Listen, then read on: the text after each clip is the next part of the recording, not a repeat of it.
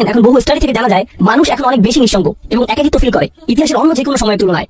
ব্যাপারটা কৌতূহল জাগ্রত করে। একবার আমি একটা ইসলামিক স্কুলে গিয়েছিলাম, অন্য একটা মুসলিম দেশে। আমি একদল বালক বালিকার উদ্দেশ্যে বক্তব্য দিয়েছিলাম। এক পাশে ছিল প্রায় 300 থেকে 400 বালক এবং অন্য পাশেও ছিল প্রায় 300 থেকে 400 বালিকা 13-14 বছর বয়সের। আমি একটা বক্তব্য দিয়েছিলাম, প্রিন্সিপাল এবং অন্যান্য শিক্ষকরাও সবাই সেখানে উপস্থিত ছিল। তো তারা একটি প্রশ্নোত্তর সেশনের আয়োজন করেছিল 800 ছাত্রছাত্রী রুমের ভেতর। কেউ কোনো প্রশ্ন জিজ্ঞেস করলো না। আমি তখন বললাম, তারা প্রশ্ন জিজ্ঞেস করছে না কারণ পুলিশ তাদের দিকে তাকিয়ে আছে, শিক্ষকেরা সেখানে, প্রিন্সিপাল সেখানে, ক্যামেরাম্যান সেখানে, তারা লজ্জা পেতে চায় না। তাই আমি কি করবো, আমি সমাবেশের ভিতরে চলে যাবো এবং এই বাচ্চাগুলোর সাথে কথা বলবো। কোনো ক্যামেরা থাকবে না, মাইক্রোফোন থাকবে না। আমি ভেতরে গেলাম ছাত্রীদের সেকশনে, শুধু ছাত্রীগুলোর সাথে কথা বলছিলাম 2 ঘন্টা যাবত। তাদের প্রশ্নের যেন আর শেষ নেই। অন্য পাশে ছেলেদের সেকশনে আরো 2 ঘন্টা, তাদেরও প্রশ্নের কোনো শেষ নেই। আর সবচেয়ে কমন প্রশ্নটি ছিল, সবসময় একাকিত্ব ফিল করলে কি করবো, যদি নিজের সর্ব উপস্থিতি না থাকে তখন কি করবো, যদি কেউ আমাকে না দেখে।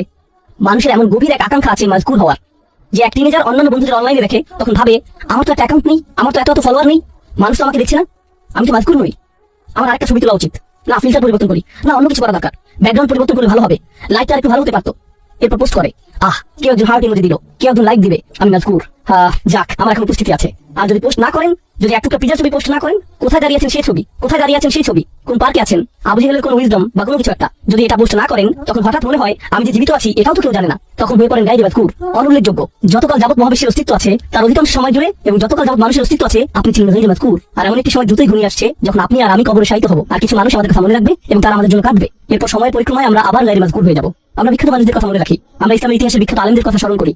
আমরা স্মরণ করি যেমন ইমাম শাফিঈর কথা রাহিমাহুল্লাহ বা ইমাম আবু হানিফার কথা রাহিমাহুল্লাহ। কিন্তু তাদের তো বড় পরিবার ছিল, কেউ তো তাদের পরিবারের কথা স্মরণে আনে না। তাদের অনেকেই আমাদের নিকট এখন অদৃশ্য। আমরা শাসকদের কথা মনে করি না, সেই সময়ের সম্পদশালীদের কথাও আমরা মনে করি না। আমরা ভালো চেহারার মানুষদের কথাও স্মরণে আনি না, আমরা জনপ্রিয়দের কথাও স্মরণে আনি না।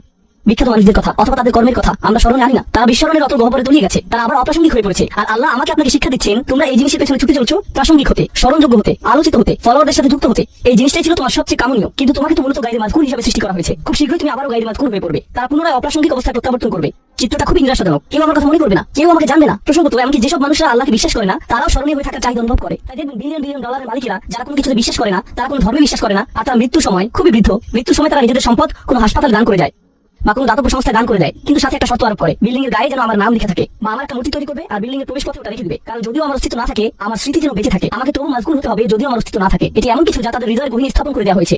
কিন্তু এই যে আকাঙ্ক্ষা, আল্লাহ একটি বাচ্চার ভিতরে এটি রেখেছেন, শিশুটির মনের উপর আকাঙ্ক্ষা বা যে আকাঙ্ক্ষাটা আল্লাহ মানুষের ভিতরে রেখে দিয়েছেন, যা মাল্টি বিলিয়নিয়ার ডলারের সোশ্যাল মিডিয়া ইন্ডাস্ট্রির মূল চালিকা শক্তি। মানুষ যদি অন্যের মনোযোগ না চাইতো, সোশ্যাল মিডিয়ার জন্ম হতো না, এর অস্তিত্ব থাকতো না। এগুলো শয়তানি কোনো মেশিন না, এগুলো শুধু আমাদের আকাঙ্ক্ষাগুলো খেয়ে বেঁচে আছে।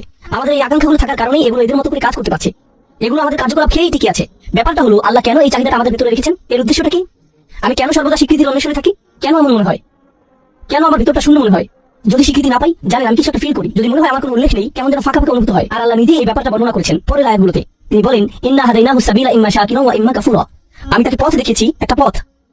আল্লাহ প্রতিটি মানুষের ভিতরে প্রোগ্রাম করে দিয়েছেন যে তারা এই জীবনে একটি সফরে আছে।